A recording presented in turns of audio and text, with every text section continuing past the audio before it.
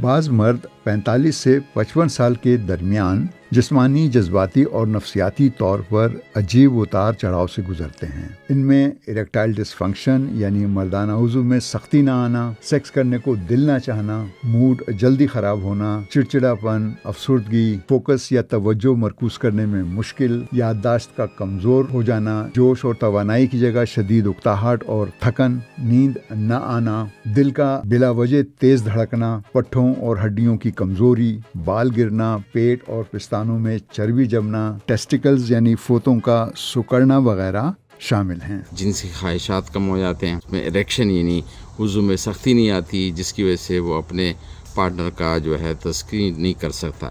ویسے آپس کی بات ہے، اگر کسی میں یہ علامات موجود ہوں تو دل برداشتہ ہونے کی قطعاً ضرورت نہیں۔ اول تو وہ تنہا اس کیفیت سے نہیں گزر رہے، دوسرا یہ کہ اس کا علاج ممکن ہے، بس ایک بات یاد رکھنی ہے۔ بجائے اس کے کہ اس میں شرمائیں، لوگ اپنا اسیسمنٹ کرائیں، علاج کرائیں، تاکہ جو ہے خود بھی خوشی محسوس کریں اور گھریلو ناچاکی بھی پیدا نہ ہو۔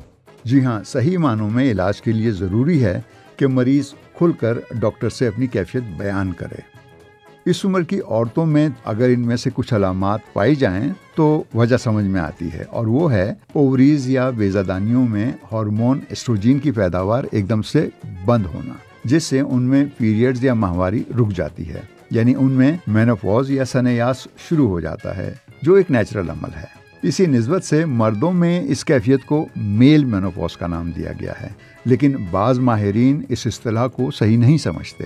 ان کے خیال میں اس نام سے ایسا تاثر ملتا ہے جیسے خواتین کی طرح مردوں میں مردانہ ہارمون ٹیسٹوسٹیرون بننے کا عمل رک گیا ہو، جبکہ عام طور پر ایسا ہوتا نہیں ہے، اور بالفرض اگر ایسا ہو بھی تو پھر میل مینوپوز کے بجائے اس کا نام اینڈروپوز ہونا چاہیے۔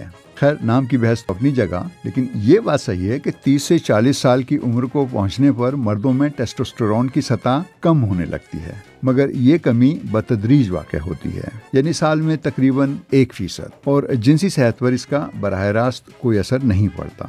بعض مرد تو 80-90 سال کی عمر میں بھی باپ بننے کی صلاحیت رکھتے ہیں۔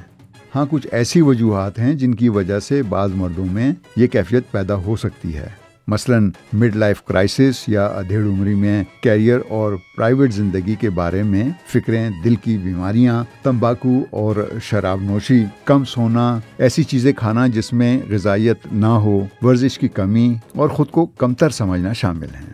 میل مینوپوز کا ایک اور سبب ہائپوگونیڈزم بھی ہو سکتا ہے۔ ویسے تو یہ پیدائشی ہوتا ہے، اس کی وجہ سے لڑکے وقت پر بالغ نہیں ہو پاتے اور ان کے ٹیسٹیکلز یعنی فوتے چھوٹے رہ جاتے ہیں، لیکن کبھی کبھار بعد کی عمر میں بھی ہو سکتا ہے، خاص کر موٹاپے اور ٹائپ 2 ڈائبٹیز کے مریضوں میں۔ اس کے نتیجے میں ٹیسٹیکلز مردانہ ہارمون ٹیسٹوسٹیرون ضرورت کے مطابق نہیں پیدا کرتے، مگر ہائپوگونیڈزم زیادہ عام نہیں ہے اور نہ ہی عمر بڑھنے سے اس کا کوئی تعلق ہے۔ اگر خون میں ٹیسٹوسٹیرون کی سطح بلند رکھنی ہے تو اس کے لیے ریگولر ورزش، سانس کی مشق، کیلشیم، زنک، اومیگا 3 اور وٹامن ڈی اور ای والی غذائیں مفید ہو سکتی ہیں۔ البتہ سویا بین، ملیٹھی، پودینہ، ویجیٹیبل آئل، پروسیسڈ فوڈ، تمباکو اور شراب ٹیسٹوسٹیرون کی سطح کم کرتی ہیں۔ جنسی مسائل کا سبب جسمانی ہو یا نفسیاتی، علاج دونوں صورتوں میں ممکن ہے۔ البتہ علاج کے لیے ہمیشہ اس شعبے کے ماہر ڈاکٹر کے پاس جانا چاہیے۔ مثلاً ٹیسٹوسٹیرون کی کمی ہو تو علاج اینڈروکرائنولوجسٹ یعنی ہارمون اسپیشلسٹ کے پاس ہے۔ سبب نفسیاتی ہو تو سائیکیاٹرسٹ کے پاس جائیں۔ اگر سرجری یا میکینیکل ہیلپ کی ضرورت پڑے، جو کم ہی پڑتی ہے، تو یورولوجسٹ مدد کر سکتا ہے۔